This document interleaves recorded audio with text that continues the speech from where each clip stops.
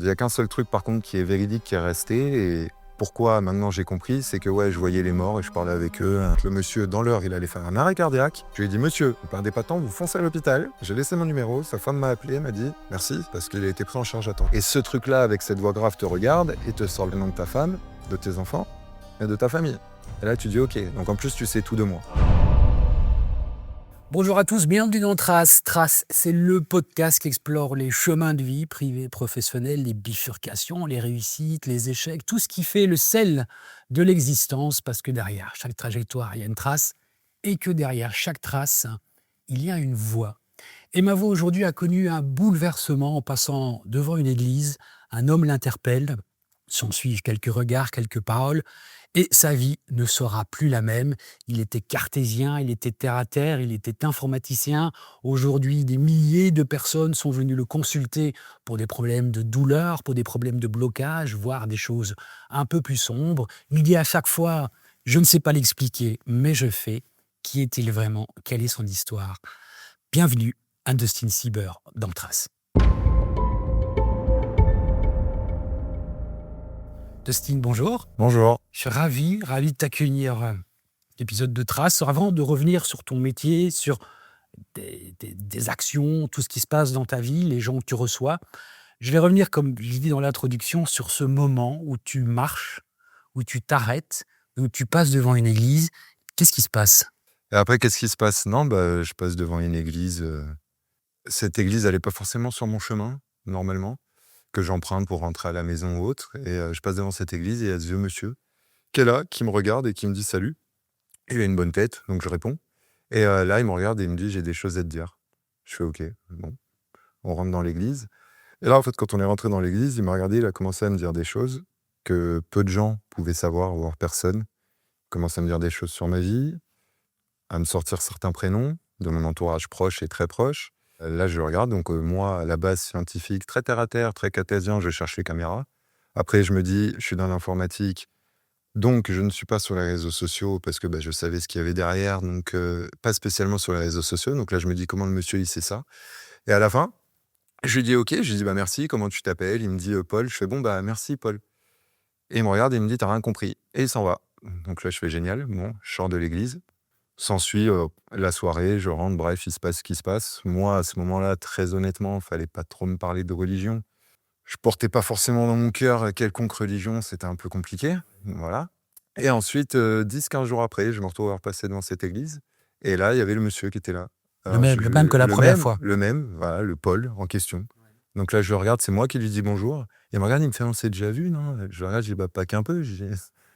Tu m'as arrêté il y a 10-15 jours, tu m'as dit des trucs dans ma vie.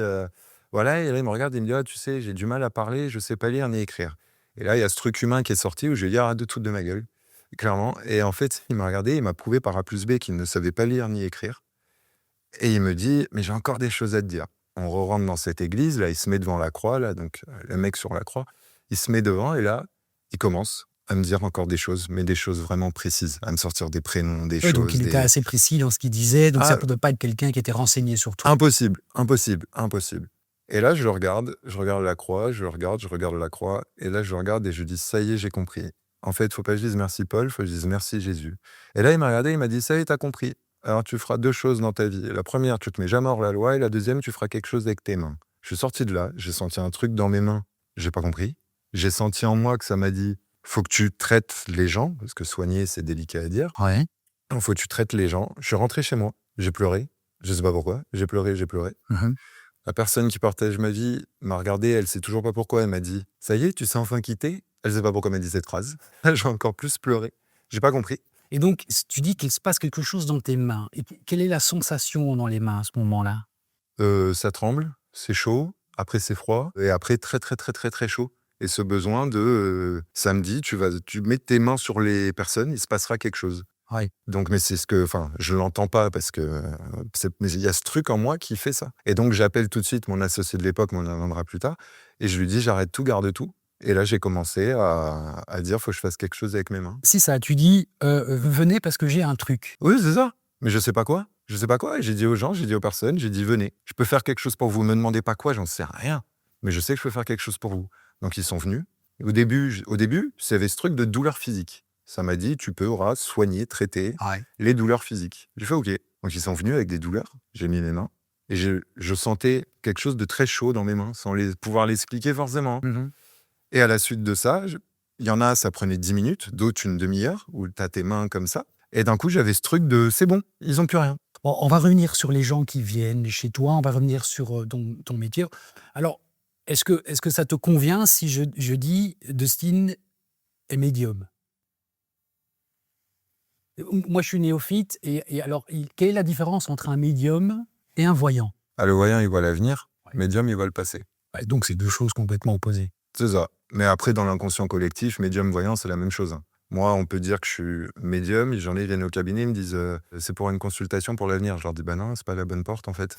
Parce que au final, médium, oui, le passé des personnes, oui, je peux connaître toute la vie d'une personne, tout son passé. Et je donne des noms, des prénoms, ce qui s'est passé dans ta vie, dans la vie de n'importe qui, ça oui. Mais par contre, l'avenir, c'est pas forcément ce dont vers quoi je tends, pas du tout. Alors, on va expliquer donc en fait, si je qualifie ce que tu fais de médium, magnétiseur, énergéticien, Voilà. ça va. Voilà. On est plus dans C'est ça. En fait, pourquoi je dis médium? Parce qu'en fait, magnétiseur, il y a les douleurs physiques, mais je peux aussi enlever tous les blocages.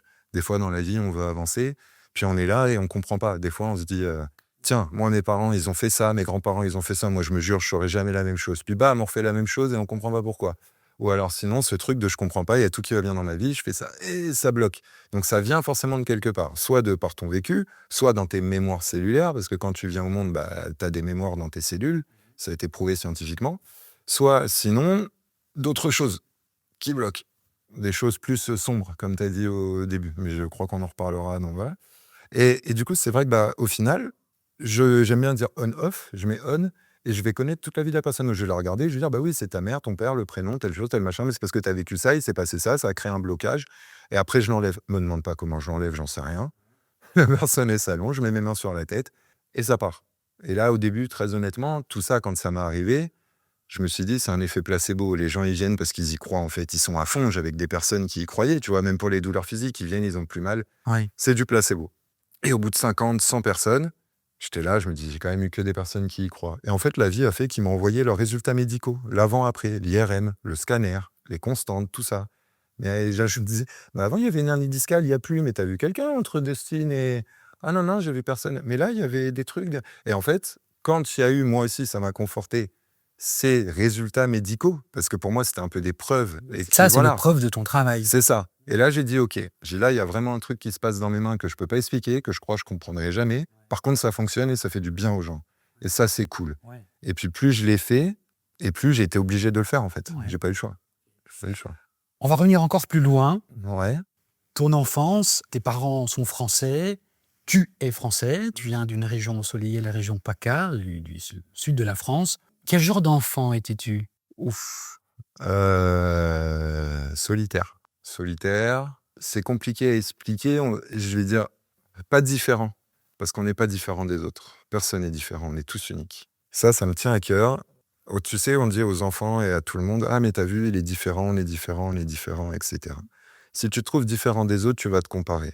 Et si tu te compares, tu te crées des problèmes. C'est à partir de demain, tu sais que t'es pas différent des autres, mais que t'es unique. Si t'es unique, t'as plus besoin de te comparer. Si tu te compares plus, t'as plus de problème. Et d'un point de vue purement scientifique, ton ADN, il n'y a que toi qui l'a. Donc, enfin, il y a une chance sur je sais plus combien de milliards d'avoir la même ADN que quelqu'un, mais c'est une chance, mais personne l'a. Donc, si tu sais que t'es unique, t'as plus besoin de te comparer, donc t'as plus de problème.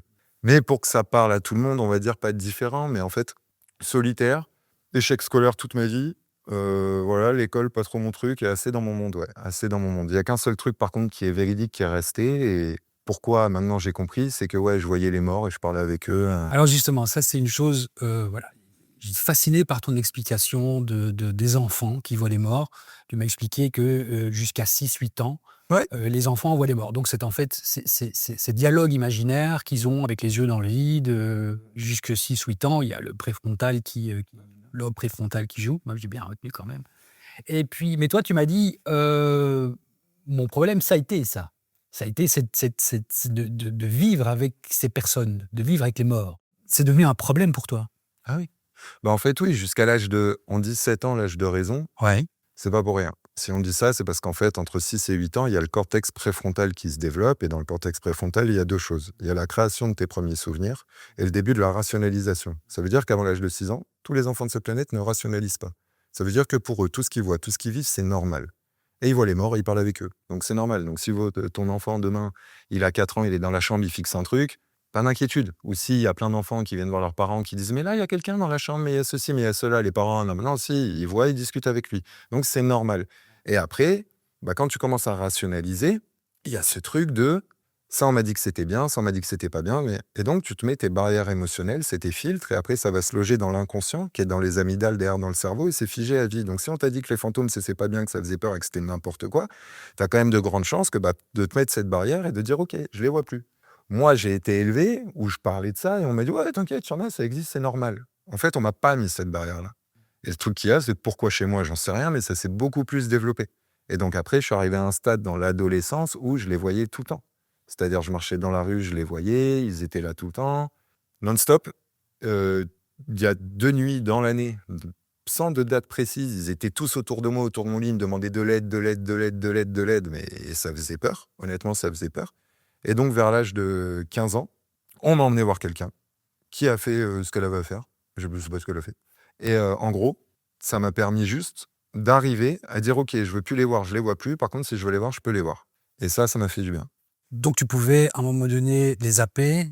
C'est ça. Mais c'est pour ça que j'ai gardé l'expression on-off. Parce qu'en fait, quand j'étais ado, c'est ce truc en moi qui est venu de on-off. Je mettais on, je voyais tous les morts, et off, je les vois pas. C'est un truc, mais c'était effrayant quand même. Parler des morts, il y a plein de versions, il y a plein de trucs, il y a plein de... Moi, dans tous les cas, comment je les vois, c'est pas compliqué. Si le monsieur, il s'est suicidé, il s'est mis une balle dans la tête, quand il me fait coucou, je le vois avec sa balle dans la tête. C'est-à-dire, je le vois pas tout beau, tout rose. Donc, tu te doutes bien que sur cette planète, il y a eu des morts pas forcément jolis. Tu le vois comme il est, en fait. Comme il est. Ouais. Il est mort. Mais il est mort. Donc, il est là, il sait que tu le vois, tu sais que tu le vois. Donc, il y a un échange, donc il te regarde comme ça, et il attend que tu lui parles. Là, tu as 2 solutions qui s'offrent à toi. Soit tu ouvres la porte, tu vas leur parler, ça peut être risqué pour toi, soit tu fermes la porte. Moi, je ferme la porte, je parle pas avec eux. Oui, donc tu as fermé les portes et à l'âge de 15-16 ans, tu as réussi effectivement à ignorer ce que tu voulais. Tu dis, puis à quel moment est-ce que tu as compris que les autres ne voyaient pas ce que tu voyais toi?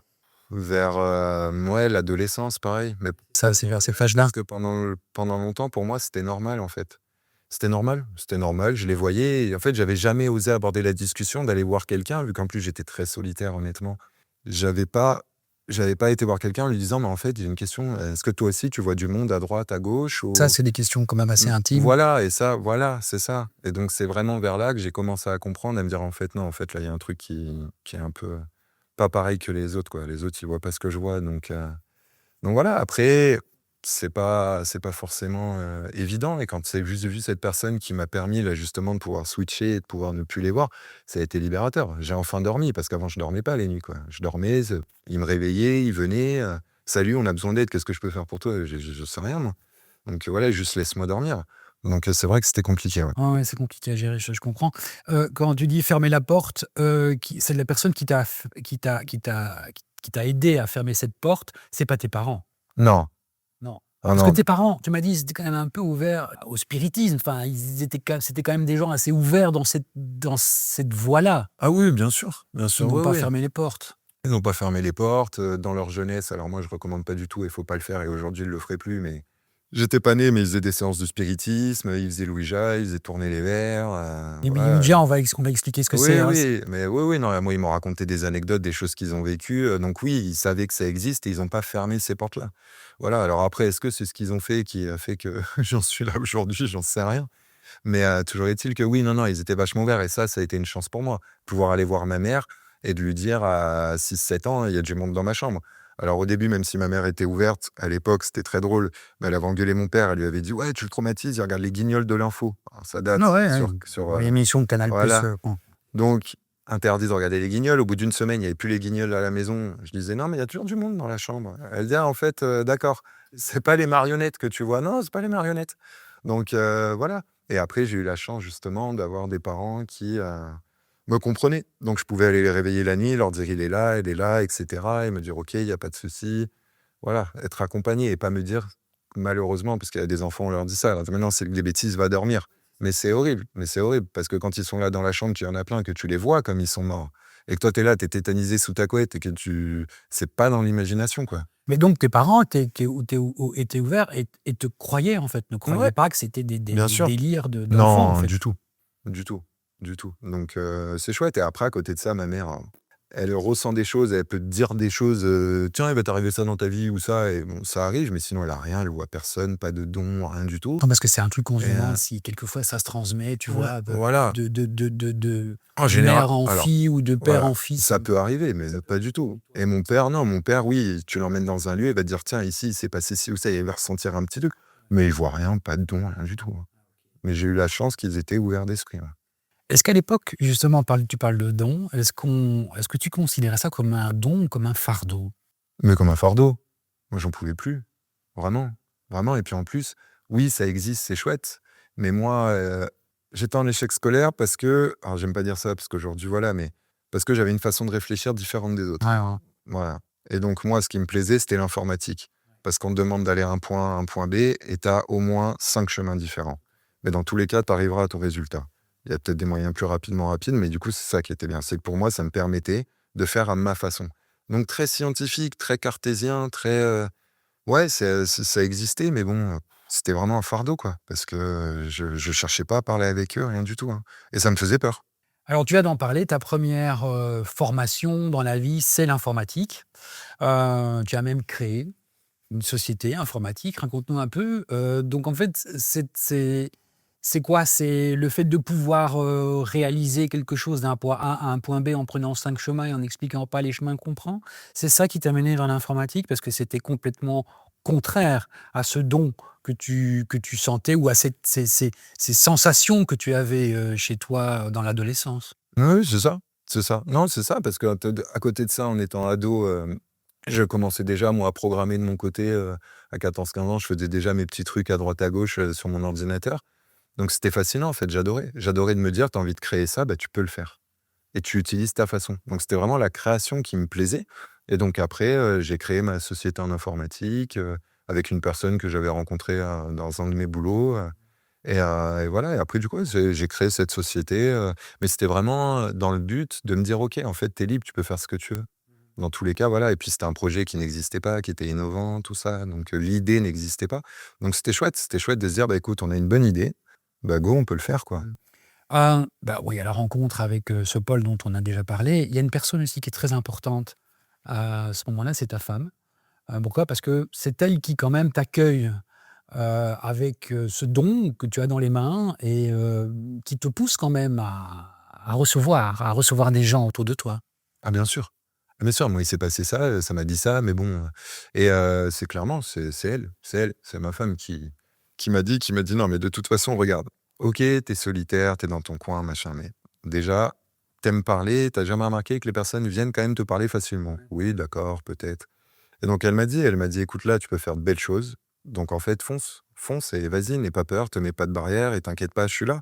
Et il y a aussi ce truc de se dire: «Bah, oui, mais bon, ça se trouve, je fais ça. Est-ce que je le mérite? Est-ce que j'ai le droit? Est-ce que je peux?» Il y a tout un questionnement qui se met en place et en fait, elle m'a regardé, elle m'a dit: «T'inquiète pas, je suis là, donc vas-y, quoi» et mais sans elle, j'y serais jamais allé. Il y a une chose que je me demande, c'est, quand on a des dons comme ça, comment on évolue avec ses proches? Tu vois, ses enfants, sa femme, est-ce que c'est quelque chose au quotidien, de facile? Il y a des personnes, pour qui c'est facile et ça va être OK et d'autres personnes, tu sais que ça sert à rien de leur en parler parce qu'ils vont te dire que c'est n'importe quoi.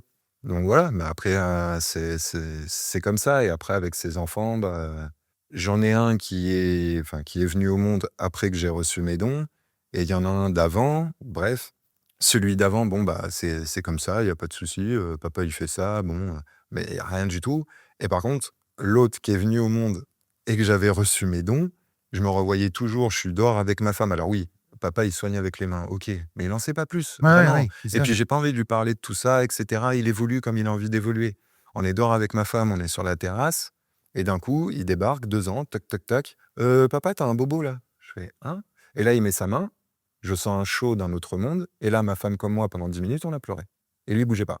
Et après, il a regardé et fait, c'est bon, papa, t'es soigné, et parti. Et aujourd'hui, on se balade dans la rue avec lui, c'est génial, parce que moi, bah, si je mets on, tu marches dans la rue, je sais si tu as une douleur physique ou pas. La personne arrive sur le trottoir en face de moi, je le sais. Lui, aujourd'hui, il a 3 ans. Monsieur, il a mal là. Oui. Bah, il va le voir dans la rue, il s'arrête, il met sa main sur la c'est bon. Ah, j'ai plus mal. Donc je lui ai expliqué qu'il fallait pas sauter sur les personnes comme ça, mais ça, c'est fascinant. C'est fascinant. Donc avec mes enfants, oui, je peux en parler facilement et puis j'ai vu que lui, il avait eu ce truc-là, donc c'est marrant. J'allais te poser la question, quand il y a des gens, par exemple, que tu croises dans la rue, non, tu fais rien. Non, non, non. Pourquoi? C'est une question de consentement aussi, c'est Il y a ça? une question de consentement et une question aussi de souffrance. Si dans ta vie, tu as envie de souffrir, souffre. Demain, tu peux choisir de plus souffrir. Il y a plein de numéros pour ça. Il y a des psychologues, il y a des psychiatres, il y a des docteurs, il y a des thérapeutes, il y a plein de monde. Mais c'est à toi de faire la démarche, de dire: «OK, aujourd'hui, j'ai envie d'aller de l'avant, de moins souffrir, je fais le nécessaire». Mais sinon, moi, non, jamais, jamais. Sauf une fois, ça m'est arrivé, où j'étais clairement dans un restaurant, à ma droite, le monsieur, dans l'heure, il allait faire un arrêt cardiaque. Je lui ai dit: «Monsieur, ne perdez pas de temps, vous foncez à l'hôpital». J'ai laissé mon numéro, sa femme m'a appelé, m'a dit: «Merci», parce qu'il a été pris en charge à temps. J'ai fait: «OK, tant mieux». Ça, le consentement, je m'en moque. J'ai dit: «Monsieur, vous me connaissez pas, on s'en moque, vous foncez à l'hôpital, il va se passer un truc». Mais Tu sinon, étais dans un restaurant à côté de cette personne et ouais, puis c'est avec ça, quoi? oui. Tu avais senti que Ouais. il allait faire un arrêt Ah cardiaque? bah, clairement, ouais, ouais, ouais, là, j'ai senti qu'à ma droite, le monsieur, il allait passer l'arme à gauche. J'ai fait, voilà, après, encore une fois, c'est pareil. Est-ce que c'est la vie qui m'a mis sur la route? Il aurait pu très bien refuser et dire: «Ce monsieur est fou». Mais je crois qu'au regard que j'avais, à l'intention que j'ai mise, à tout, comment j'ai regardé sa femme, je crois qu'elle s'est dit: «Il est peut-être fou le mec, mais il faut quand même y aller» et ouais, donc mais sinon non, ne serait-ce que pour le consentement. C'est hyper important, hein. Au début, tu m'as dit que tu avais pratiqué le magnétisme avec les gens proches. Comment se passe? Que tu te souviens de ces débuts, en fait? Ce sont des amis, la Ah, famille? au début, c'était, oui, de l'entourage proche, de beaucoup d'amis de ma femme, et de l'entourage proche et je leur dis: «Viens». Et du coup, ils viennent. Je leur dis: «J'ai un truc dans les mains, cherche pas, viens». Bon, OK, ils jouent le jeu, ils viennent et là, au début, je leur demande, je leur dis: «Mais t'as des douleurs? Il y a des choses qui vont pas? Tu te sens comment?» et cetera. Donc ils me disent, alors moi, j'écris sur une feuille, voilà et après, bah, je leur demandais parce qu'à l'époque, je faisais ça à domicile, donc je leur demandais de s'allonger sur mon canapé et après, en fait, je me laissais guider, tout simplement et mes mains allaient là où ça devait aller et donc bah, là, là, là et je sentais qu'il se passait des choses en eux, avec ce truc hyper étrange que j'ai découvert par la suite, qu'à chaque fois que tu enlèves une douleur, que tu rééquilibres quelque chose ou que tu enlèves un blocage, le ventre de la personne gargouille. Donc à chaque fois que je mettais ma main, tac, ça gargouillait, ça gargouillait, ça gargouillait. Je fais: «OK, bah, si ça gargouille, c'est qu'il y a un truc qui se passe» et après, bah, je leur disais: «Écoute, tu me feras un retour, d'ici 2-3 jours, tu me diras» et j'ai reçu que des messages où les personnes me disaient: «Bah, écoute, ça va beaucoup mieux, merci, j'ai plus mal, j'ai plus ceci, j'ai plus cela». Mais même au début, pour me mettre juste en confiance et me dire aussi: OK, je suis pas fou, je suis pas dingue, ce qui m'arrive, voilà, donc c'était aussi pour me rassurer aussi dans un sens. Mais c'était drôle et puis au début, j'avais p pas cette aisance comme maintenant, j'avais pas ces facilités à parler et cetera, même si j'étais à l'aise. Donc c'était bien aussi que ce soit des proches qui viennent, où c'était plus en détente et pouvoir aussi, essayer de comprendre, même si j'ai toujours pas compris, mais Tu m'as dit aussi qu'il y avait, une couleur, autour des gens, une couleur propre à chaque personne que tu vois. De quoi s'agit-il, en fait? C'est l'aura, en fait? C'est ce qu'on appelle l'aura? pour moi, c'est ce qu'on appelle l'aura, ouais. Pour moi, c'est ça parce que, bah, c'est encore une fois, moi, je me suis mis à voir des couleurs autour des personnes. J'ai dit: «OK, qu'est-ce que c'est? Qu'est-ce qui se passe?» Ouais, et du coup, je suis allé un peu me documenter, les livres, internet et cetera et tout le monde parle de l'aura.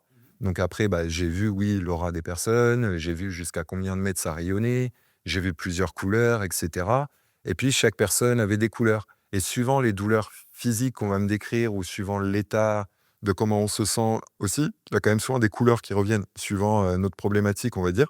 Moi, je me suis mis à voir des couleurs autour des personnes donc ça aussi, c'était assez, les fascinant. couleurs qui viennent avec les problèmes que les gens ont, en fait. Bah, oui, en fait, c'est ça. C'est ça, mais après, encore une fois, ça aussi, c'est hyper, étrange parce que moi, je vais voir des couleurs, mais peut-être d'autres personnes qui peuvent voir l'aura vont pas voir la même couleur. Donc après, c'est aussi parce que peut-être elle a pas le même don et du coup, bah, elle va pas voir la même couleur. Mais en tout cas, moi, les couleurs que je vois, c'est un gros coup de pouce quand tu viens dans mon cabinet. Je vois les couleurs que tu as autour de toi. Si tu veux, tu me dis rien. Je sais où tu as mal, je sais ce qu'il y a. Les couleurs, je fais. Par contre, une fois que j'agis, la couleur change. Et ça me dit, ça, c'est cette couleur qui correspond à la Ah personne. donc c'est un espèce de point de repère, en fait. C'est-à-dire que Oui, si c'est tu ça. OK, donc si tu sais que ça fonctionne en fonction de la couleur que cette personne qui se trouve autour de cette personne après le soin que C'est tu as ça. fait. C'est ça. Tu m'as dit que, tu poses tes mains sur les personnes et comment se passe comment ça se passe concrètement quand tu poses cette main sur les personnes? Est-ce qu'il y a une charge d'énergie que tu donnes ou une charge d'énergie que tu prends? Comment ça se passe, Dustin, à Ouais, l'intérieur? Dustin à l'intérieur.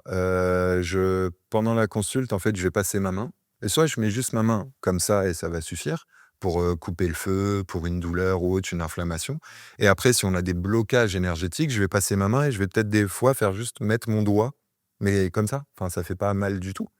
Par contre, je sens que j'envoie quelque chose dans la main et quand j'envoie quelque chose dans la main et que j'enlève un blocage, ça peut être désagréable. C'est-à-dire ça peut faire mal. Donc je sais que je débloque quelque chose. Donc la personne le sent. Moi, je fais juste ça, mais je sais pas ce que je fais. Au début, je m'étais dit, peut-être sans le savoir, en fait, je fais de l'acupression. J'appuie sur des points, en fait, d'acupuncture. Je suis allé voir plusieurs acupuncteurs, ils m'ont dit, là où tu appuies, ça n'a ni queue ni tête. J'ai dit, ok, donc bon, bah, je continue à pas comprendre ce que je fais. Et donc voilà, et après, ce qui se passe en moi, je vais beaucoup rôter, bâiller, Ouais, tousser, parce que j'évacue. ça c'est quelque chose donc en fait, quand tu prends, ça se Je manifeste l'évacue. chez toi dans ton Je corps, prends tout, je prends tout, tu prends tout. je prends tout et j'évacue. D'où le fait que quand on a une maladie virale, par exemple, une grippe et tout, est-ce que les gens viennent chez toi quand ils ont une maladie ou tu leur demandes de ne pas venir? Parce que si tu prends la Ah grippe si, si, ah bah tu viens, t'as une otite, admettons tu viens, t'as une otite ou un problème à l'oreille et t'as des douleurs à l'oreille, pendant que je te traite, j'ai très très mal à l'oreille. Par contre, une fois que c'est parti de la personne, c'est parti de moi. Donc pendant que je vais traiter une douleur, même des sciatiques ou des cruralgies, donc tu boites, t'as très mal à la jambe, je tourne autour de ma table de soins, je boite, hein, c'est-à-dire que j'ai mal. Et après, une fois que c'est parti de moi, c'est que c'est parti de la personne et inversement. Donc, mais bien sûr, je prends tout et après j'évacue. J'ai cette chance-là d'arriver à évacuer tout de suite après la personne. Mais je peux finir des consultations où j'ai tellement pris que je suis exténué, fatigué, je suis à bout. Et quand la personne, elle s'en va, il y a un truc qui se passe et il y a tout qui revient. Donc, mais en tout cas, oui, c'est moi qui prends. J'enlève de la personne et c'est moi qui prends. c'est quel genre de douleurs que tu traites, en fait, chez les gens? Elles sont de toutes sortes ou est-ce qu'il y a des douleurs que, bah, on se pose la question, qui sont plus faciles pour toi que d'autres, Toutes les douleurs, toutes les douleurs. J'ai fait des inflammations, des tendinites.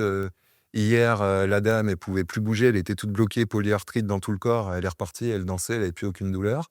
Hier, tu as Ouais. traité une dame qui avait, Oui, oui, elle arrivait, elle savait même plus lever ses bras, polyarthrite de partout, inflammée dans tout le corps, elle pouvait plus bouger, la dame.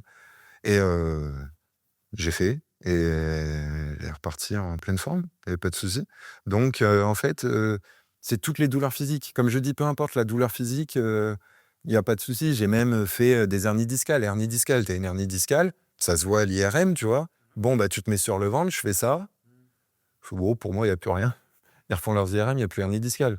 Et là, tu te dis: «Il y a un problème, il y a un truc». Mais après, je suis allé voir, moi, des docteurs, hein. Je suis allé discuter avec eux et aujourd'hui, j'ai pas mal de docteurs qui m'envoient du monde aussi, hein. oui, ça, on va parler parce que on va parler de 2 choses. On va parler des docteurs et on va parler de l'église, mais tu m'as parlé effectivement dans ta région, il est assez courant, c'est une pratique courante de consulter les coupeurs de feu ou des magnétiseurs ou des énergéticiens venant des médecins.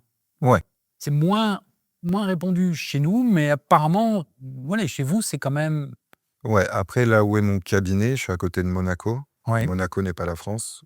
Leur hôpital à eux est plus, on va dire, ouvert là-dessus. Donc déjà, ils renvoient plus. Mais après moi, en fait, ce qui se passe, c'est que j'ai aussi gardé mon côté un peu, je l'ai gardé, mon côté terre à terre scientifique d'un côté. Et du coup, ce qui se passe, c'est que bah, les docteurs, ils se disent, OK, lui, il sait pas ce qu'il fait, mais on peut discuter avec lui. Enfin, j'ai un discours où pour moi, il n'y a pas que les docteurs ou que Dustin. Pour moi, ça peut être complémentaire, en fait. Donc à partir de là, ça leur plaît. Puis après, quand ils ont des patients qui leur disent: «Je suis allé voir Dustin» et qui voient le avant-après, ils sont obligés de constater. Ouais. Donc c'est vrai qu'aujourd'hui, oui, il y a plein de docteurs, même les docteurs, ils viennent me voir moi, hein, pour, pour traiter les douleurs. Donc ouais, bien sûr. Mais après, c'est vrai que dans la région où je suis, c'est quand même, assez répandu de voir un coupeur de feu, magnétiseur. Coupeur de feu, tout le monde connaît. Alors moi, j'ai Ouais, testé un peu autour de moi. Le coupeur de feu, je pense que tout le monde sait ce qu'est un coupeur de feu. Mais en fait, vous arrêtez un feu dans le corps. Est-ce que vous arrivez à le retirer complètement? Parce que bien sûr, bien sûr. Mais en fait, 70 des douleurs physiques, c'est du feu, c'est des inflammations et l'inflammation, c'est le feu. Et toutes les douleurs physiques qui vont finir en it, ça veut dire inflammation. Otite, tendinite, polyarthrite. Donc à partir de là, on se rend compte qu'il y a beaucoup d'inflammations qui sont liées, en fait, les douleurs physiques, il y en a beaucoup qui sont liées aux inflammations. Donc il suffit de couper le feu. Et quand tu coupes le feu, les douleurs physiques, elles partent. Par contre, ça part et ça ne revient pas. C'est ça qui est assez fascinant. Oui, alors, tu m'as dit que tu faisais ça à distance ou de visu. Donc il y a des gens qui font: «Oh ben, on va raconter, mais tu as un cabinet, tout ce qui est plus normal, hein, tout ça plus un grand, enfin, un cabinet qu'on pourrait c'est comme chez un ostéopathe ou C'est comme vous, chez c'est un pareil. médecin». Donc Oui, voilà, oui. c'est ça. Mais, tu peux faire ça par visio aussi, tu m'as dit. Mais alors, est-ce qu'il y a différents cas? Parce que par visio, les gens se demandent: «Mais comment est-ce qu'il peut me soigner? Je suis à Bruxelles, il est à Marseille, comment est-ce qu'il peut faire?» Ah oui, non, mais moi en visio, oui, Belgique, bref, de partout. J'ai du monde, des personnes de partout. Et vraiment, un jour, ça m'a dit, j'ai ressenti ce truc de Destine, tu peux le faire en visio. Et là, j'ai dit, bah non, en fait, c'est pas possible. En présentiel, je peux le concevoir. Tu mets ta main, il y a un truc qui se passe. Bon, logique. J'ai fait en visio. Rationnel. Et encore, ça dépend pour qui. Mais On oui, va se dire, c'est plutôt on va se rationnel par dire, rapport c'est à ce qu'on plus vient rationnel, d'expliquer. voilà. Ouais. Et là, on m'appelle en visio, j'ai la personne, je, je mets ma main sur le téléphone, hein, David. Ouais. Donc, je sais pas par quelle antenne relais 3G, 4G, 5G ça passe. Je fais c'est bon, la personne n'a plus de douleur physique. Mais c'est pareil, après ils sont allés faire des examens médicaux pour certains, etc. Il n'y a plus. Donc comment l'expliquer? Il y a plein de façons de l'expliquer en même temps. Donc, mais ouais, enfin, en visio, ça fonctionne. Ça fonctionne derrière un téléphone. Moi, je trouve ça fascinant. Je trouve ça fascinant. Je me dis quand même que la vie est surprenante quand même. Donc, mais c'est super, tant mieux. Moi, ça fonctionne. Je suis content. Je veux dire, tu peux être n'importe où sur la planète. Tu as une douleur physique. Tu m'appelles en visio. Je te coupe le feu. Rien que ça. Rien que ça, c'est génial. Alors, il y a une chose, on en a parlé, mais il y a deux barrières. C'est un, le non-consentement, et deux, les enfants. Donc, je veux dire, tu refuses en fait, de traiter des gens qui ne sont pas au courant qu'ils sont traités. Exactement. Ouais, non, ça, c'est Faut bien, le bien le consentement. préciser Alors, aussi, quoi, tu vois, le parce que consentement, c'est important. Et moi, quand on vient me voir et qu'on me dit, voilà, j'ai mon enfant, un mineur, pas de problème. Si tu as au moins l'autorité parentale, ouais, il me faut un accord sur les deux. ouais. Pas de souci, je reçois l'enfant. L'enfant, il a envie d'être là, pas d'être là. Désolé pour toi. Un de tes parents veut que tu sois là, tu es là. Par contre, si on vient me voir avec une photo haute et qu'on me dit tu peux faire pour cette personne, si la personne est majeure, moi je dis non. Parce que ce que je vais faire, je vais agir sur elle sans son consentement. Et donc ça, pour moi, c'est non. Si la personne, elle veut, elle fait la démarche de me contacter. Sauf si on me montre un message écrit de la personne qui me dit elle est d'accord pour que tu fasses quelque chose pour elle. Regarde, j'ai son message. C'est juste qu'elle n'a pas le temps, etc. Donc je l'ai prise en photo et fait. Dans ces cas-là, d'accord. Mais sinon, non. Ouais, sinon, non. Ah Donc, non, non, non. il y a ces barrières-là. Je viens de le dire, tu consultes, je l'ai vu, dans un cabinet, tout ce qu'il y a de plus normal, hein, donc Oui, centre oui. déterminé de médecins. Est-ce que finalement, on va parler de médiums, ben, sont des gens comme les autres? Parce que c'est vrai que quand on parle de médium, on a toujours cette image de la personne qui sort du normal, mais finalement, vous êtes tout à fait comme les autres. Je veux dire, Ça dépend où on place la normalité. Mais pour moi, oui, on est tous pareils, on est des êtres humains, on a 2 mains, 2 pieds, 2 jambes, on est pareil. Je veux dire, c'est juste après, il y en a qui vont avoir des facilités dans certains domaines ou dans d'autres et il y en a qui vont être capables d'avoir une intuition plus forte, de capter certaines choses, de voir certaines choses. Mais pour moi, oui, bien sûr, ce qui sont et deviennent de plus en plus populaires, les médiums. On les entend de plus en plus dans les podcasts, dans les émissions télé, on les voit énormément sur les réseaux sociaux. Donc c'est quelque chose, je parle de ça par rapport à nos grands-parents et nos arrière-grands-parents, en fait, qui étaient beaucoup plus plugués que notre génération sur les énergies. Bien sûr. Et on en a discuté, tu m'as dit, ouais, mais ça revient, David, ça revient, c'est ce que nos grands-parents faisaient ou pratiquaient, revient chez les plus jeunes aujourd'hui. ouais, bien sûr. Bien sûr, à l'époque, tu avais une douleur physique ou tu t'étais brûlé, fallait couper le feu ou autre, on t'emmenait voir, la personne du village, on ne sait pas trop ce qu'elle fait, mais vas-y et puis hop et puis on était soigné. Mais c'est comme ça dans les écrits depuis toujours, enfin, on était beaucoup là-dedans. Après ça s'est perdu, mais c'est vrai qu'aujourd'hui on y revient. Pourquoi on y revient? Parce qu'il y a plein de facteurs, dont certains que j'ai pas le droit de parler, mais il y a plein de facteurs. Donc voilà, quand je dis ça, c'est d'un point de vue légal, hein, je peux pas mais du coup, il y a plein de facteurs qui font qu'aujourd'hui, ouais, de plus en plus de personnes reviennent, vers plus, l'énergétique et les médiums et cetera, bien Tu sûr. m'as dit des jeunes aussi. Ouais, bien sûr, beaucoup les jeunes parce que, je saurais pas plus l'expliquer que ça. Est-ce que c'est les réseaux sociaux? Je sais pas, peut-être il y a des choses sur les réseaux sociaux. Est-ce que c'est, aussi la génération dans les mémoires cellulaires, quelque chose qui revient chez les personnes où ils ont besoin de tendre plus vers ça? En tout cas, c'est vrai qu'aujourd'hui, les jeunes sont beaucoup plus ouverts à ça. Ça, Ouais, c'est ils une sont d'une certitude. manière générale, ils Ah, mais sont ouverts, ouais. bien sûr, et même les jeunes parents aujourd'hui, ils vont chercher d'autres solutions pour essayer d'aller faire traiter ou soigner leur enfant ou leur bébé, avant vraiment de se dire: «OK, là» maintenant, disons qu'ils disent: «OK, il y a une douleur ou quelque chose, il y a pas qu'une seule option, il y en a plusieurs». Ouais, c'est ça, ils ouvrent les portes, Oui, enfin, c'est ça. Donc, c'est en retour, en fait, de ce qu'on vivait il y a 50, 60 ans, où on pouvait c'est ça. consulter d'autres disciplines, on va dire, que la médecine traditionnelle. Et on va en profiter pour dire aux jeunes mineurs, de faire très attention quand même aux cartomanciennes et aux cartomanciens qu'on trouve sur TikTok, parce qu'il faut faire attention, les gens qui vous demandent de l'argent. Il faut toujours connaître la personne et faire très attention à ce genre de propositions rémunérées que vous avez sur les réseaux sociaux. Ceci étant dit, hem, ton carnet de consultation est très bien rempli. Voilà, il y a des milliers de personnes qui sont passées, hem, chez toi. Je me demandais s'il arrive que des gens viennent chez toi pour un problème, mais qu'ils te rendent compte que c'est un autre problème qu'ils Ah, ont. bien sûr, bien sûr. 80 tu as une douleur physique, mais sur toutes les douleurs physiques, 70 c'est on croit que c'est parce qu'on a fait un effort, un faux mouvement ou autre et en fait, c'est lié à de l'émotionnel, c'est lié à de l'inconscient, c'est lié à plein de choses.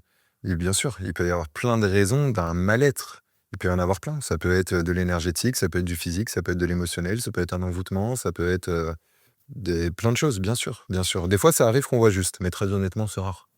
C'est rare. Souvent, on croit que ça vient de là et en fait, ça vient pas de là.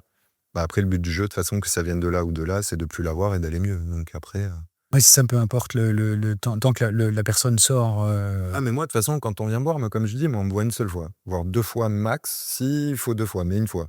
Tu viens, tu as une problématique. Ouais, ouais. Quand tu viens me voir, tu vas sortir de là, tu vas aller mieux. Peu importe que ça ait été des douleurs physiques, de l'énergétique, de l'inconscient, un exorcisme, enfin des envoûtements, tout ça, peu importe. Si tu sors de là, que tu vas mieux et que tu le sens tout de suite après, c'est-à-dire le lendemain, c'est tout ce qui compte. Après, le reste, voilà. Mais très honnêtement, ouais, c'est rare qu'on vienne et qu'on me dise: «Je sais que je suis pas bien à cause de ça». Non, il y a toujours quelque chose derrière. Quelque Ça, chose toujours. derrière. Hem, on en a parlé tout à l'heure, enfin, évoqué. La relation entre, l'Église et et les médiums n'est pas spécialement bonne. On dit même que, enfin, dans l'Église, de ne pas fréquenter les médiums pour ne pas courir de danger, pour ne pas ouvrir des choses. Mais il faut bien préciser quand même que, auprès du grand public, auprès des gens qui nous écoutent, qui nous regardent, c'est que vous ne jetez pas de sorts, vous les enlevez. Parce que il faut Pour quand ma même part, mettre, oui. et pour ta part, oui, non, on va parler entre nous aujourd'hui de ça. Oui, oui, oui. Mais oui, oui, bien sûr. Bien sûr, oui, non, bien sûr, nous, on les enlève, on met pas de sort. Après, malheureusement, c'est ce qui est marqué, dans les écrits, pour l'Église, que si on va voir ce type de personnes comme nous, on jette des sorts. Alors ils disent que: «Ah, ça va vous faire du bien», puis après derrière, vous êtes ensorcelés, il faut vous désenvoûter et cetera. Alors que non, pas du tout. Enfin moi, en tout cas, je fais ça dans l'amour, la bienveillance et j'ai envoûté personne, hein. Donc voilà, mais bien évidemment que l'Église ne recommande pas ça. Donc c'est étrange parce que moi, à côté de ça, la révélation, je l'ai eue dans une église Ouais, c'est ça, et pareil, voilà et la seule chose que je sais et que j'ai pas dit tout à l'heure, mais que j'aurais pu dire, c'est que quand je mets mes mains sur quelqu'un, je ne comprenais pas au début parce que ça parlait une langue que je comprenais pas, hein. Donc au début, je dis: «C'est quoi cette langue?» c'est quelle langue? Et en fait, j'ai appris qu'après, c'était de l'araméen.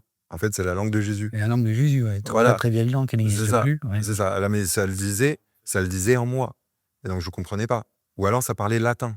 Donc Oui, là, j'ai dit: «Il se passe un truc, en fait» et en fait, j'ai compris que parce que quand on va voir, le magnétiseur du village, qu'on sait pas trop ce qu'il fait ou autre, telle personne ou cette personne, en fait, eux, ils transmettent leurs dons de génération en génération et en fait, avec eux, ils ont un petit carnet et en fait, moi, ce carnet, je suis allé le voir donc chez différentes personnes, hein et en fait, dedans, c'est les prières. ouais, Toujours les mêmes prières pour couper le feu, pour guérir, soigner et cetera et en fait, c'est là où j'ai compris qu'en fait, moi, j'ai reçu ce don, que je disais les prières en latin ou en araméen, parce qu'en les lisant en français, ça a fait un truc, j'ai dit: «OK» et en fait, bah, ces prières sont venues en moi tout seul, en fait. Bien sûr, pour beaucoup. Il y en a d'autres, on me les a mis sur ma route, j'ai pas compris, mais pour beaucoup, c'est ça. Donc bien sûr et donc c'est là où ça me fait rire parce que l'Église dit ça, mais encore une fois, moi, quand j'ai entendu un curé un jour dire, «Ouais, de toute façon», j'étais présent. «De toute façon, faut pas aller les voir». Il me regardait bien, hein, quand il a dit ça, il savait que j'étais là, pourtant je vais pas souvent à la messe. Mais ce jour-là, j'avais envie d'y aller, il savait que j'étais là, il m'a vu: «Ouais, faut pas aller les voir, c'est tous des charlatans et cetera, ils mettent le démon en vous», bref, le discours de l'Église. Bah, à la fin, je suis allé le voir, je lui ai dit 2 choses. J'ai dit: «Mon père, premièrement, enfin, normalement, il faut pas trop juger, quand on est, prêtre». Et puis après, je lui ai juste dit, j'ai dit: «Mais regardez», j'ai dit: «Les vitraux». Je disais: Jésus, c'était quoi?» Il mettait ses mains. Alors, elle fait des trucs de fou, lui, hein, lève-toi et marche et cetera. Genre, OK, le mec sur la croix, voilà. Mais il mettait ses mains, mais c'était un magnétiseur. Bah oui. Et donc là, il m'a dit: «Ah oui, c'est vrai que vu comme ça», j'ai dit: «Bah oui, en fait, c'était un magnétiseur». Donc j'ai juste compris que si tu as ça dans les mains et que tu traites les gens et que tu leur enlèves des choses, c'est forcément lié avec Jésus et la religion catholique. Que tu le veuilles ou non, c'est relié. C'est relié. Bien Donc j'allais sûr. te poser la question, est-ce que tu te sens plus quelqu'un de spirituel que de religieux? Avant, dans l'informatique, moi, fallait pas me parler de religion, hein. Ah, je sais. Vraiment pas. Et quand il s'est passé ça, au début, j'ai cru que j'étais spirituel. Après, je suis parti dans le religieux, mais à ma façon. Je vivais ma religion à ma façon. J'allais pas à l'église tous les dimanches, et cetera, loin de là. Et aujourd'hui, en fait, j'ai compris que j'étais à la fois spirituel et religieux, en fait. Pour moi, dans mon cas à moi, l'un ne va pas sans l'autre. C'est pas possible. L'un ne va pas sans l'autre. Non, non, non, non, non, parce qu'il y a autant du spirituel que du religieux. Mais après, encore une fois, c'est parce qu'on parle de religion, mais pour beaucoup, on parle de spiritualité. Et la spiritualité est aussi une forme de religion. Donc, pour moi, l'un ne va pas sans l'autre. C'est pas possible. On va parler d'un sujet un peu sensible, parce que en se renseignant dans les recherches, je n'ai jamais, jamais, jamais entendu, de personnes parler des envoûtements ou de la manière de les enlever. Je sais que c'est, bon, un sujet dont on ne parle pas souvent, pour des raisons que je peux cerner. Tu as quand même quelques cas d'exorcisme par semaine. Oui. Donc s raconte-nous un peu les différents envoûtements que l'on peut jeter sur quelqu'un, parce que je pensais moi que, dans l'absolu, il n'y en avait qu'un seul avec ma maigre culture cinématographique sur la chose. Mais toi, tu m'as dit: «Non, non, non, il y en a plusieurs». De quel type ils sont? Parce qu'il y a des gradations dans les envoûtements qu'on jette à quelqu'un. Ouais, tu vas avoir mauvais œil, mauvais sort. Tu vas avoir la sorcellerie. Tu vas avoir le vaudou. Et tu vas avoir la magie noire. Et après, on va dire aussi par l'intention. Si tu souhaites non-stop, tu sais, quelque chose à quelqu'un, par la loi de l'attraction, il peut un peu lui arriver des bricoles. Mais sinon, il va vraiment y avoir mauvais œil, mauvais Ça, sort. c'est le premier. C'est ça, c'est le premier. Après, tu vas alors là, mauvais œil, mauvais sort. Oui, il va t'arriver des petites complications de temps en temps, mais bon. Après, tu vas avoir sorcellerie. Là, on peut tomber un peu malade, sans trop savoir pourquoi. Après le vaudou. Vaudou, alors là, on va tout te bloquer, pieds et mains liés, tu plus. Et après la magie noire. Et la magie noire, c'est le pire. La magie noire, là, tu peux vraiment tomber gravement malade. Tu peux être bloqué partout dans ta vie, ça peut atteindre tes proches, tu peux ne plus dormir, tu peux te sous-alimenter, en fait, tu peux vraiment avoir des gros soucis et puis tu peux aussi, en magie noire, être possédé, en fait. On peut mettre quelque chose en toi. Et Ça, donc c'est là, bah, tu ça te serait reconnais plus, tu es déconnecté de toi-même. C'est-à-dire, tu es plus là, tu crois que tu es fou, tu peux finir en asile, tu peux finir en dépression, tu peux entendre des voix, tu es plus toi-même. toi, tu reçois des gens dans cet état-là? C'est ça, c'est ça. Je reçois des personnes dans cet état-là, ouais. Et alors juste une question que je me posais, c'est que, est-ce que comment fais-tu la différence quand tu reçois des gens dans cet état-là, entre quelqu'un qui est possédé et quelqu'un qui est tout simplement névrosé? Alors, c'est pas compliqué. Heu, pour comprendre, en fait, aujourd'hui, je fais des exorcismes. Au début, j'en faisais pas, hein. Ouais, je sais. Mais ça, on y reviendra après ou pas. Mais au début, j'en faisais pas et on a mis une personne sur ma route qui s'appelle Baptiste et qui m'a parlé de certaines choses et sans le savoir, il m'a donné plein de choses et aujourd'hui, quand il m'a transmis tout ce qu'il m'a transmis, mais on en parlera sûrement après, j'ai compris que je pouvais le faire, en fait. Puis après, sur ma route, j'ai croisé un prêtre. Il est venu me voir, il savait qui j'étais, il m'a dit: «Tu sais, on a parlé de toi dans l'église, on sait ce que tu fais, il y a pas de souci». Donc j'ai dit: «OK». Si l'église a dit: «OK», parce que je voulais pas d'ennui aussi et cetera. Donc j'ai dit: «D'accord». Par contre, le jour où j'ai compris que je pouvais faire ça, les personnes qui ont quelque chose sur elles, et les personnes très proches de moi le voient. Si tu as quelque chose sur toi, quand tu rentres dans mon cabinet, tu peux pas m'approcher. La personne, elle reste au fond de mon cabinet. Et elle me dit: «Destine, je sais pas pourquoi, je peux pas t'approcher». Et donc là, bah, moi, je sais. Parce que quelqu'un de névrosé, comme tu as dit, il y a pas de souci. Il vient des cas de bipolarité, schizophrène, et cetera, dédoublement de la personnalité, ça existe. Et ça, c'est totalement différent. Et il y a aucun problème. Là, la personne, elle s'assoit, elle est en face de moi. Mais les personnes qui ont quelque chose sur elles, qui ont un envoûtement, ont beaucoup de mal à me regarder dans les yeux, ont beaucoup de mal ils gardent une distance avec moi. Et donc déjà, c'est un premier indicateur qu'il y a quelque chose. Et après, avec mes outils, parce que j'ai différents outils au cabinet, je Bon regarde. parler, bon. Voilà. Et après, ça me confirme que la personne a quelque chose. Mais dans tous les cas, c'est pas parce que on perd la tête, on va dire, qu'on est forcément possédé, hein. Il y a aussi des maladies qui existent. Il y a aussi d'autres facteurs. Mais en général, c'est soit la maladie, soit que tu as quelque chose sur toi. Ouais, c'est ça. Et toi, le repère, c'est que les personnes ne peuvent pas Ah, elles t'approcher peuvent quand pas elles rentrent m'approcher. dans ton cabinet. Elles peuvent pas m'approcher. Ce n'est pas possible. Même là, hein. Si tu veux, après, on va se balader dans la rue. On marche sur les trottoirs. De loin, je vais voir une personne qui a quelque chose sur elle. Tu verras que la personne va... Elle sait pas pourquoi, elle va arriver vers nous. Elle va s'arrêter, elle va ça, et elle change de trottoir. Ils m'approchent pas. Et donc, ça Ils t'arrive, peuvent ça, pas de- m'approcher. Tout le temps. Tout le temps. Parce qu'il y en a plein qui ont plein de personnes qui ont des choses sur eux.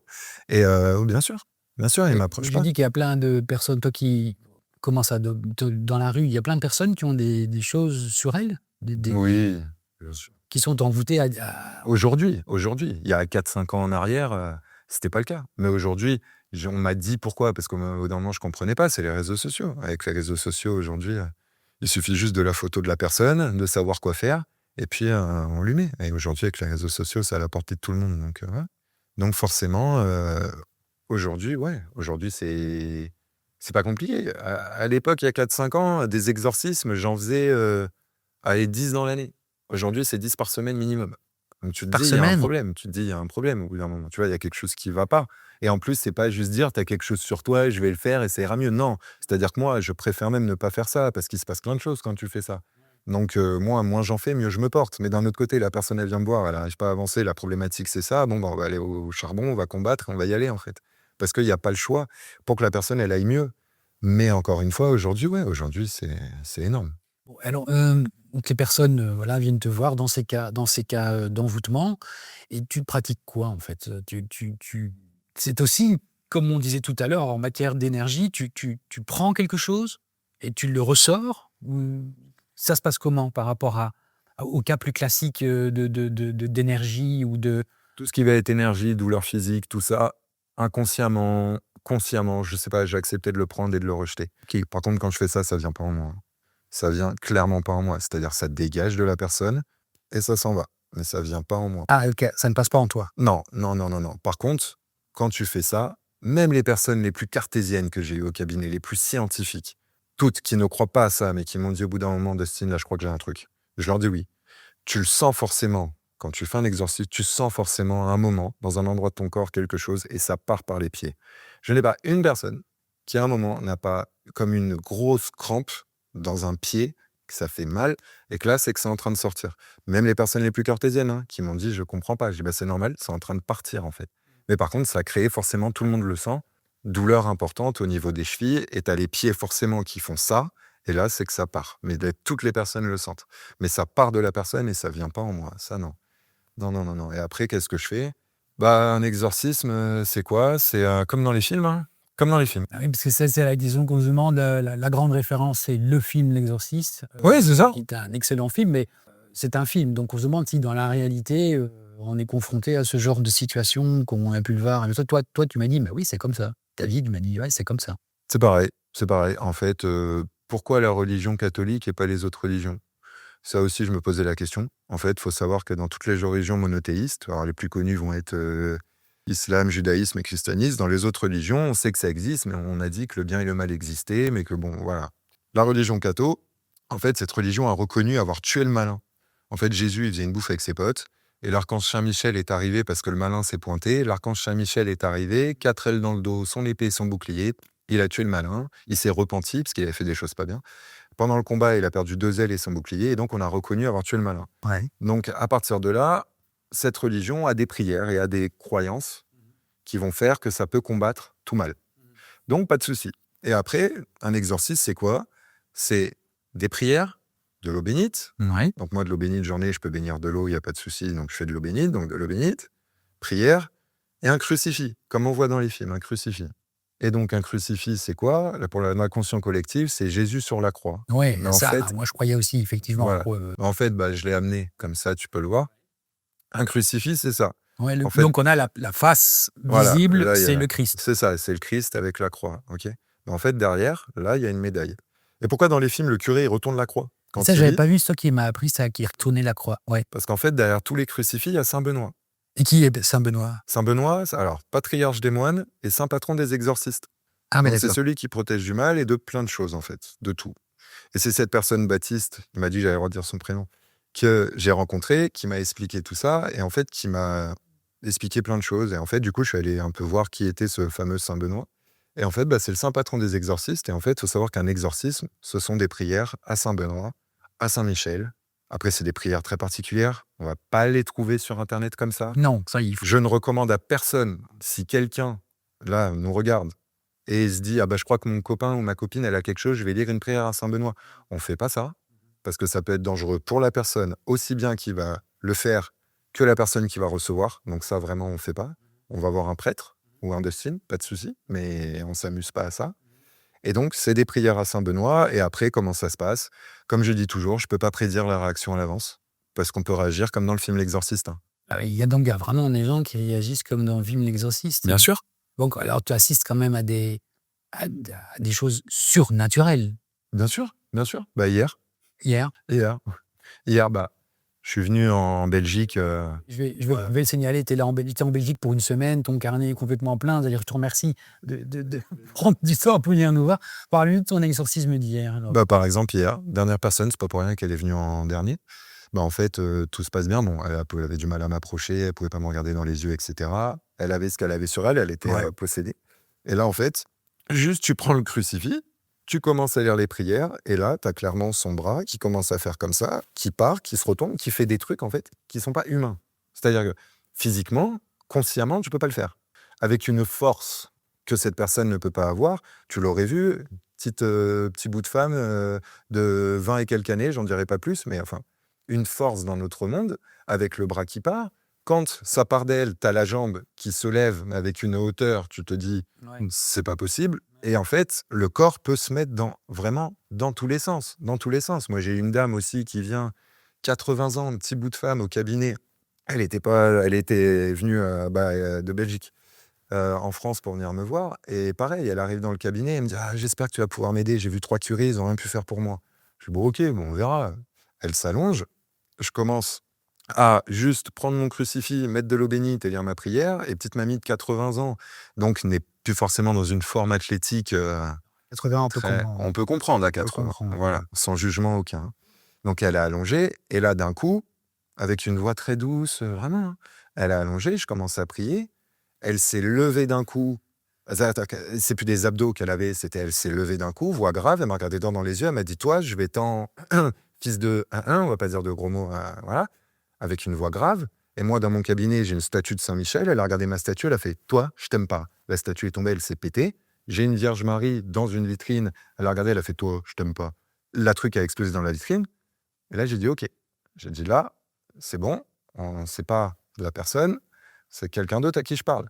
Et ce truc-là, avec cette voix grave, te regarde et te sort le prénom. Moi, il n'y a pas de souci. Le prénom de ta femme, de tes enfants et de ta famille». Et là, tu dis: «OK». Donc en plus, tu sais tout de moi. Et là, ce jour-là, ça a duré 4 heures. 4 heures. Et la personne, à la fin, parce qu'elle était comme ça, après, à un moment, elle était allongée. Donc il y avait une autre personne aussi m'avait fait la même chose. Tu as les pieds allongés, mais le haut du corps en lévitation. Pendant 30 vraies minutes, David. C'est-à-dire, c'est physiquement pas possible. Ou peut-être si. Moi, je suis pas très sportif. Pour des athlètes de Des haut niveau. athlètes peut-être Ouais, qui sont capables. des types Mais au d'efforts vu de la, spécial. voilà, Ouais. mais au vu de la morphologie de ces personnes-là, c'est pas possible. OK. Et donc, voilà, et ça se termine. Il tombe, il se rappelle de rien. Je me rappelle, j'ai un peu mal ici, est-ce que c'est normal? Je la regarde, je dis: mais t'es resté en lévitation, un truc bizarre là pendant 30 minutes. Mais en fait, il se rappelle pas. Il se rappelle pas. Mais bien évidemment que le corps peut faire des choses, mais inexplicables. Mais Inexplicables. qu'est-ce qu'il y a à l'intérieur, en fait? Parce que qu'est-ce que c'est? C'est quelque chose qui vient, qui s'en va, pourquoi est-ce qu'ils sont là dans les gens comme ça? Tu vois, pourquoi est-ce qu'ils restent? 2 raisons s'ils sont là. Soit tu l'as attrapé toi-même, c'est-à-dire que voilà, tu as fait ce qu'il fallait pour te Tu as le fait ce qu'il choper. fallait pour te mettre dedans. Voilà. Ou alors sinon, on l'a mis sur toi. Voilà, parce qu'on peut mettre ça sur les gens. On peut. Alors, Certains rituels, faut les connaître. Parce que moi, si je fais ça, j'ai été me renseigner de l'autre côté aussi, hein. Je voulais comprendre, hein, ça par contre. Et ça, par contre, alors, ça, on peut comprendre. Et donc, s'ils le font, etc., on peut mettre ça dans les gens. Ouais. Ou alors sinon, le lieu où on habite. Ça peut arriver. comment ça, le lieu où on habite?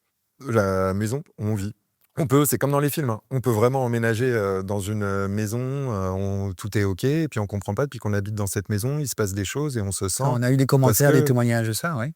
la maison a pris, en fait, ce qu'il y avait dans la maison a pris possession des habitants. Moi, quand des fois on m'appelle pour aller nettoyer des maisons, il y a des maisons, de toute façon, la maison sait que j'arrive parce que je rentre, t'as l'eau qui coule tout seul, t'as les lumières qui clignotent, t'as des trucs qui tombent, OK. Voilà. Et il faut, en fait, t'es obligé, c'est-à-dire tu ne peux pas exorciser la personne au cabinet. Moi, il y a des personnes qui viennent, je leur dis: «Ça sert à rien que je te nettoie, c'est ta maison. Donc si, en fait, je t'enlève ce que t'as sur toi, perds pas ton temps et ton argent parce qu'en fait, tu vas retourner chez toi, ça va revenir. Donc en fait, si un jour tu peux et que moi je peux aussi, il faut que je vienne chez toi, te l'enlever chez toi et nettoyer ta maison». Donc tu vois?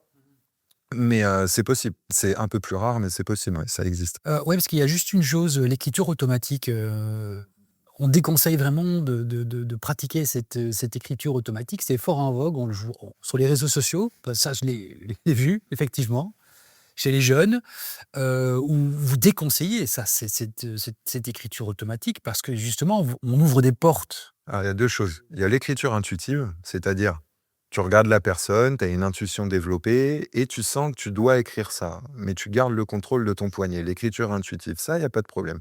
L'écriture automatique, pour l'anecdote, la personne âgée de 80 ans dont j'ai parlé, très scientifique, très cartésienne, hein. Elle croyait pas du tout à ça, hein. Sa maman est décédée. Elle a dit: «Il faut que je lui parle». Elle a pris, elle a fait de l'écriture automatique.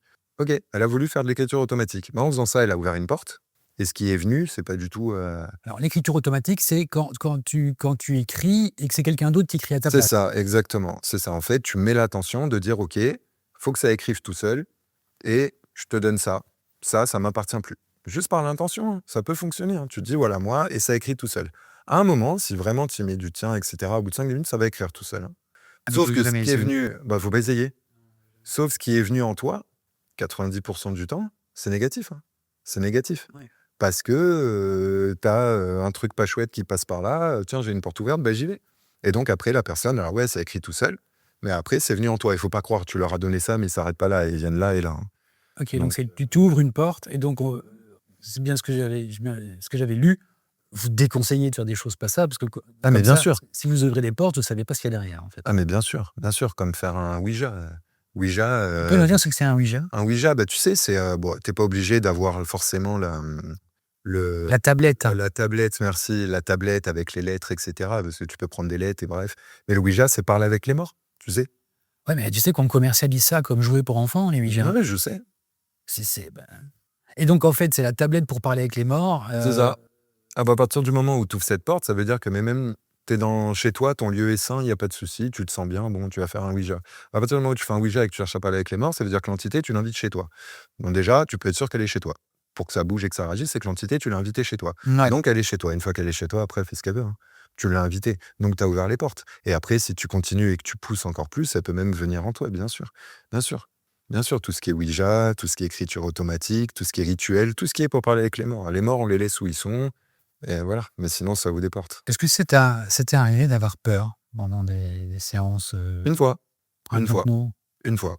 Heu, une fois, je me rappelle, elle était venue accompagner. Moi, ça me dérange pas, hein, si tu viens accompagner au cabinet, si tu veux voir l'exorciste, tu peux rester, sauf si ça peut être dangereux pour la personne. Dans ces cas-là, parce qu'elle a quelque chose ou autre, ou dans ces cas-là, je demande de sortir, mais sinon, tu peux rester, moi ça me dérange pas, donc elle était venue accompagner. Et une fois, vraiment, j'ai commencé à faire, et la personne a eu un rire vraiment, je l'ai entendu d'une fois dans ma vie, m'a parlé d'une façon avec des grossièretés, c'est vraiment bougé dans tous les sens d'une certaine façon, et un regard où vraiment j'ai eu peur. J'ai eu peur. Et donc là, qu'est-ce que j'ai fait? J'ai une église pas loin de mon cabinet. J'ai été à l'église la plus proche, j'ai vu un curé, je lui en ai parlé, il m'a regardé, il m'a dit: «C'est trop dangereux, j'y vais pas». J'ai fait: «Super!» J'ai fait Courageux, demi-tour, voilà, courageux le curé, hein? voilà. Ouais, J'ai fait demi-tour, j'ai essayé pendant une demi-heure, 1 heure, j'ai pris sur moi. ouais. Mais le problème, c'est si tu as peur, la chose qui en est le sait. Et là, tu es sûr de perdre. Parce que c'est un combat, hein. C'est Un un combat, combat? hein. Ah, c'est un combat, hein. C'est clairement un combat. Mais c'est à toi de gagner le combat. Donc, dans tous les cas, la chose, c'est qu'elle peut gagner. Et donc, dans ces cas-là, j'ai dit stop. Et j'ai dit là à cette personne qui l'accompagnait, je lui ai dit: «Tu la prends, tu l'emmènes à Notre-Dame de Laguiers, dans la région où je suis, à Notre-Dame de Laguiers, qui est un sanctuaire, et cetera. Et la personne après m'a appelé, en fait, quand elle a amené cette personne devant la guet dans la voiture, elle ne voulait pas sortir de la voiture.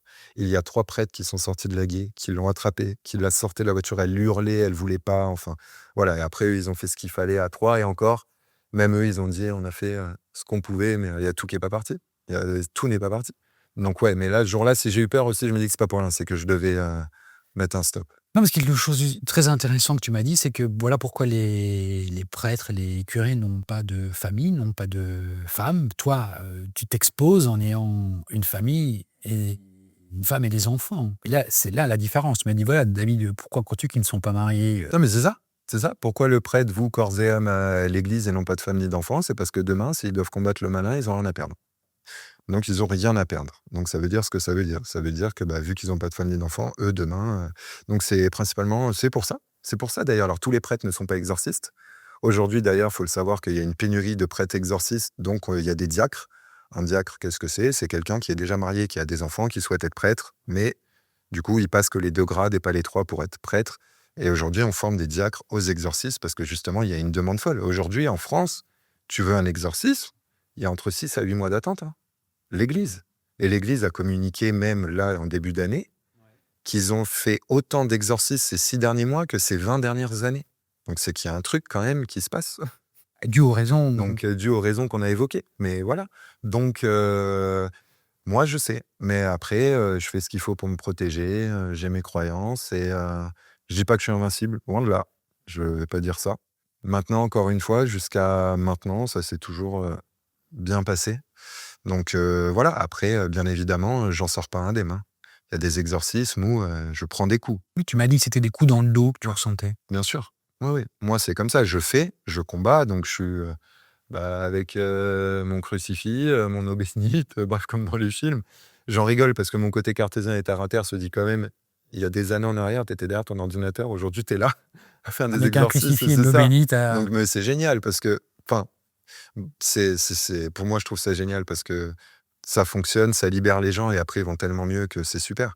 Mais par contre, il est vrai que oui, je prends des coups dans le dos quand je fais ça. Bien sûr, je prends des coups, je sens qu'on me met tu comme des sens coups de qu'on te met poing des dans le coups. dos. Bien sûr, bien sûr. Mais c'est pas grave.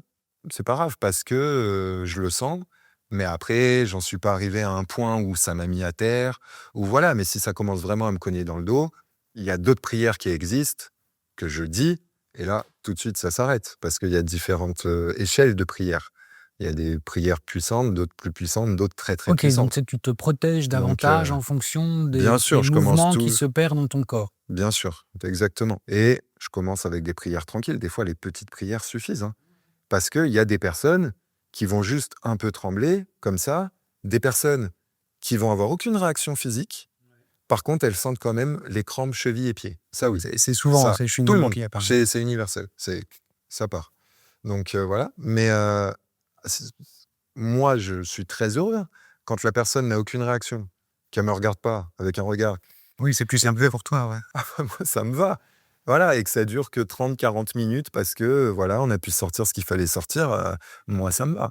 Tu dis 30-40 minutes, mais dans les cas extrêmes, ça prend combien de temps alors? 4 heures, 6 heures. Je prends le temps qu'il faut pour chaque personne, hein. C'est-à-dire 4-6 moi heures? ah oui, ouais, ouais. Oui, moi, j'en ai eu des cas où ça a duré, 6 heures. Oui, j'ai même eu un cas, je m'en rappelle, j'ai attaqué à 13 heures, j'en suis sorti à 22 hein.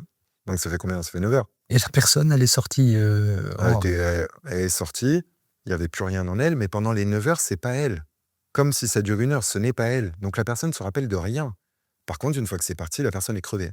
ouais, ça, tu Ah m'as là, dit ça, ouais. alors ça, ouais, ça, après m'avoir vu, on dort bien. Les personnes, elles dorment bien et après, elles se sentent beaucoup mieux. Elles se sentent, vidées, qu'il y a quelque chose qui est parti et cetera. Mais la personne, elle, pendant 9 heures, c'était pas elle. Donc encore une fois, elle se rappelle de rien. Donc l'espace-temps, elle l'a pas vécu. Elle l'a pas vécu. La personne d'hier que je te disais, l'exorciste, qu'elle a bougé dans tous les sens, je lui ai dit: «Tu t'en rappelles?» «Bah, oui, j'ai fermé les yeux et j'ai fait dodo». «Ah, tu fait dodo». Pour elle, elle avait fait dodo. OK, elle se souvient plus de Voilà. rien. Par contre, à la fin, elle a dit: «Je suis crevée, exténuée». Et toi, dis-moi si je me trompe ou pas, tu m'as dit: «Je vois à l'intérieur des gens». Dans ce cas de figure-là, tu vois Je vois ce qui sort. l'entité, Oui, je vois. tu C'est pas vois beau. cette entité. Oui, c'est pas beau. C'est pas beau. Et il y a un truc que je ne peux pas expliquer en plus, c'est que des entités, des morts, j'en vois, il y a pas de souci, je m'en fous. Impossible de me rappeler de leur visage. Quand tu vois ces entités-là, alors je sais pas dessiner, mais si je savais dessiner, je pourrais te dessiner tous leurs visages, de toutes celles que j'ai vues. C'est gravé, c'est marqué. Tellement ça t'a... Même pas. Non, c'est juste donc je me dis que c'est peut-être pas pour rien, tu vois? Plus l'expliquer, je sais pas, mais dans tous les cas, ouais, je les vois et c'est vraiment pas beau. Et là, pour le coup, certaines fois, ça a pas un visage humain. Ça, c'est pas un visage humain. C'est qu'on parlait des morts tout à l'heure, c'était le visage... Ouais, c'est ça, mais les entités en cas de possession, parce que là, on parle de la possession, mais après, même enlever un mauvais œil, un mauvais sort, et cetera, pareil, hein, les personnes ont des réactions et on libère ces mauvais sorts, ces mauvais œils, cette sorcellerie d'eux. Dans tous les cas, il y a les pieds, mais ça part, mais c'est pas l'entité qui est en eux. Quand on parle d'entité en cas de possession, oui, je les vois et elles ont pas forcément un visage, humain. Voilà. Après, c'est pas beau, c'est pas on dirait des créatures, je sais pas l'expliquer, hein. Une créature. Ouais, ouais, des trucs difformes, je sais pas, plusieurs yeux, mais ouais, des choses, en tout cas pas beau. Pas beau, il y a peut-être des personnes qui vont trouver ça beau, mais pas moi en tout cas. Il y a des gens très cartésiens qui viennent chez toi. Voilà, ça, il faut quand même aussi qu'on Bien le sûr, à dise. moi, qu'on y croit, qu'on n'y croit pas, je m'en moque et au Tu vois, contraire, c'est ça, tu je n'as peux aucun a priori, toi. aucun a priori et en plus, enfin, si on vient voir pour des douleurs physiques et qu'on n'y croit pas, mais moi je dis à la personne: «Mais attends, pendant toute ta vie, on t'a dit: "Tu as mal à la tête", admettons, tu prends ce cachet, tu auras plus mal à la tête."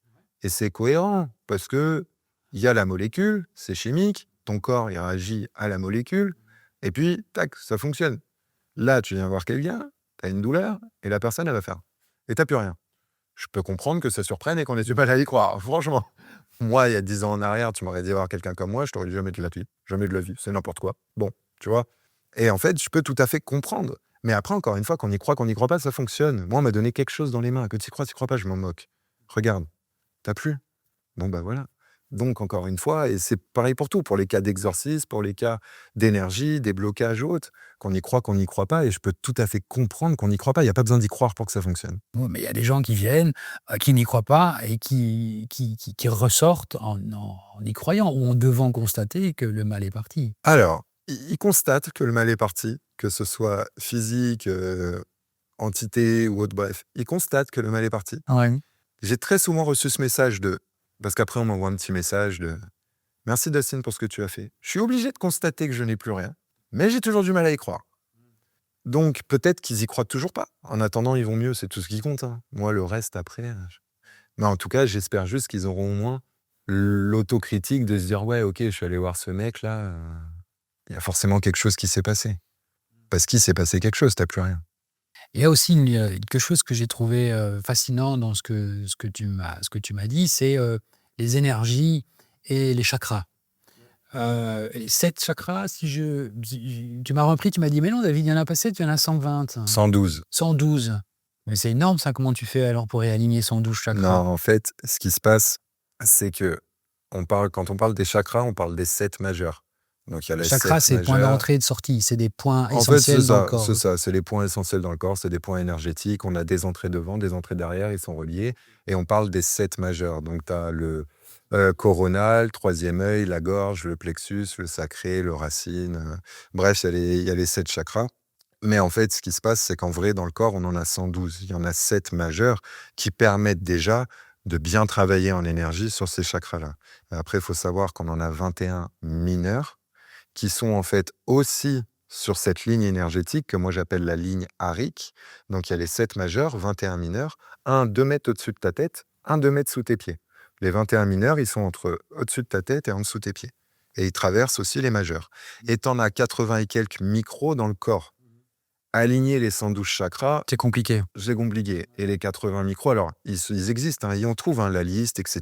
Ça a été expliqué, ok. Mais par contre, la ligne énergétique, elle est vraiment faite de 30 chakras. C'est les 7 majeurs, 21 mineurs, celui de 2 mètres au-dessus de ta tête, 2 mètres sous tes pieds. Et moi, si je dois aligner les énergies, j'aligne ces 30 chakras-là, pas que les 7. Après, dans tous les cas, ouais, c'est important de le savoir qu'il y en a 112. Mais encore une fois, on met en avant les 7 majeurs, parce que déjà, honnêtement, cet équilibre les 7 majeurs, c'est déjà ok. Mais si on veut vraiment bien faire le truc, il y en a plus, ouais.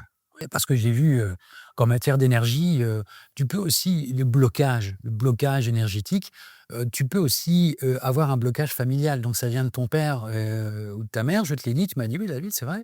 Mais il y en a, ça vient en général à 80 de la maman. Donc les blocages Oui, parce qu'en fait, des fois, c'est ce que je te disais tout à l'heure, on se dit, «Ah moi, mes parents ils ont fait ça, je me promets que je referai pas la même chose», puis on refait le même schéma. On parle de répétition familiale, moi j'aime bien l'expliquer comme ça, en répétition familiale, puis on répète la même chose, la même chose. En fait, pourquoi? Parce que quand tu viens au monde, tu as les mémoires cellulaires dans tes cellules, il y a des mémoires et il y a 80 de mémoires cellulaires qui viennent de la maman, 20 du papa et c'est comme ça de génération en génération. Oui, ça peut se transmettre sur, Donc voilà, donc il suffit que, bah, on n'a jamais coupé ça et bah, tu vas reproduire les mêmes choses ou alors dans tes mémoires cellulaires, tu peux développer le blocage de l'arrière-grand-mère et qu'avant ça s'est pas développé parce que chez toi, ça va se mettre en place. Le pourquoi du comment, on ne sait pas. Le seul truc qui est, c'est que oui, en énergétique, tu peux moi je l'explique comme ça parce que c'est plus parlant, tu coupes la répétition familiale et comme ça, si tu la coupes, bah, après tu ne peux plus la transmettre, en fait et tout ça, d'un point de vue énergétique, c'est faisable. Tu effaces, en fait, des mémoires dans les cellules. Après l'expliquer plus, comme je dis, moi je oui, disons, comme je le disais tout à l'heure, on entend énormément de médiums aujourd'hui, enfin, ils sont assez populaires, y compris dans les podcasts. J'étais assez étonné parce que des médiums en France, assez connus, proposent, maintenant de remplir, des salles comme le Grand Rex à Paris ou Forêt Nationale à Bruxelles.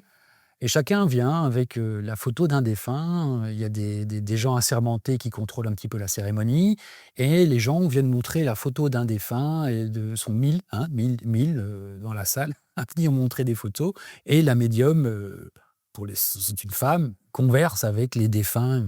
Et toi, tu m'as dit: «Ouh là, David, mais c'est hyper dangereux ça». ah oui, oui, il y en a oui qui peuvent faire ça. Moi, en tout cas, de mon point de vue, à partir du moment où tu communiques avec les morts, tu ouvres les portes dont on a parlé tout à l'heure. Ouais. Donc, tu acceptes que ça peut venir en toi à tout moment. Après, encore une fois, c'est leur choix de vie, ça les regarde. Mais moi, personnellement, je trouve ça hyper dangereux. Parce qu'à partir du moment où tu acceptes de communiquer avec eux, c'est que tu ouvres des portes. Et ces portes-là, si tu les ouvres, demain, s'ils ont envie, ils peuvent venir en toi.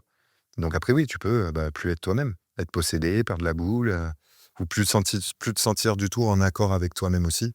Donc moi, en tout cas, de mon point de vue à moi, et ça n'engage que moi, je trouve ça assez dangereux. Ouais. Pour moi, les morts, on les laisse où ils sont, on ne parle pas avec eux. Voilà. Après, des fois, ça peut arriver que eux t'envoient des signes. Ça, oui, ça existe. Que le défunt t'envoie des signes. J'ai m'a raconté des choses des fois qui sont extraordinaires, qui sont magiques. Donc ça, c'est des choses, voilà. Mais le signe est venu à toi. Tu l'as pas demandé, t'as pas ouvert de porte, rien. Puis tu tombes sur un truc où tu vois quelque chose ou autre. Ça, c'est génial. Ça fait du bien. Parce que tu sais qu'ils sont là, parce qu'ils sont là avec nous. Mais par contre, ouvrir les portes pour parler avec les morts, moi, personnellement, je m'y refuse. Pour moi, c'est très dangereux, ouais, bien sûr. Comment on fait pour te joindre, pour, entrer en contact avec toi aujourd'hui? On prend rendez-vous tout simplement? Vous Oui, c'est tu ça. C'est ça, j'ai un site.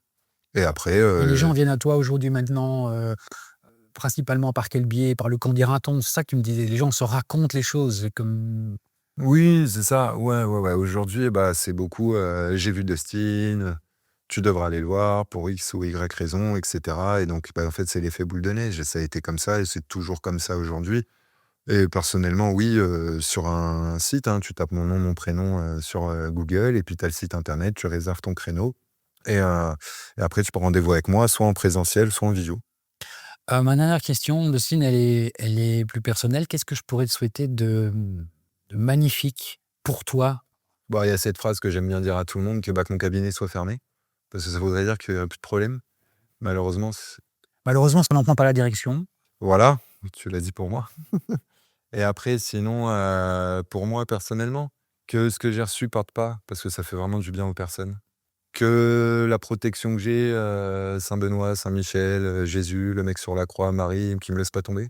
Parce que, bah, je sais qu'ils sont avec moi et qu'il y a ce truc qui fait que je peux aussi exercer sereinement ce que je fais. Et après, sinon, quoi d'autre? Si, que tout aille bien pour ma famille surtout. Ouais, Surtout surtout, ça, hein. surtout, c'est surtout ça. Moi, demain mon cabinet il s'arrête, demain, c'est pas grave. Mais que Dieu protège mes enfants, ma femme et c'est le plus important, c'est tout, c'est tout. Et puis, si j'ai ce truc, je peux pas l'expliquer aussi tous les enfants de cette planète, ouais, qu'ils soient protégés. Ça me tient à cœur. Voilà. Dustin, merci Avec plaisir. d'être venu nous voir. Je sais que ton emploi du temps est très chargé. Je sais que voilà, tu es en Belgique pour une semaine, qu'il y a beaucoup de gens qui viennent te voir et donc je te remercie, 1000 fois d'avoir sacrifié ce Merci temps à toi. pour venir dans cet épisode de Traces. N'oubliez pas de vous abonner à notre chaîne YouTube et de liker cet épisode, ça nous ferait vraiment plaisir. On a créé une adresse contact@trace.audio. Écrivez-nous, racontez-nous votre parcours, votre histoire, il n'y a aucun problème, on vous répondra. L'actualité de Dustin Sieber se trouve dans la description de cette vidéo. Vous pouvez également commenter cet épisode de Trace. On se retrouve très bientôt pour un nouvel épisode de Trace. D'ici là, portez-vous bien. Ciao, ciao.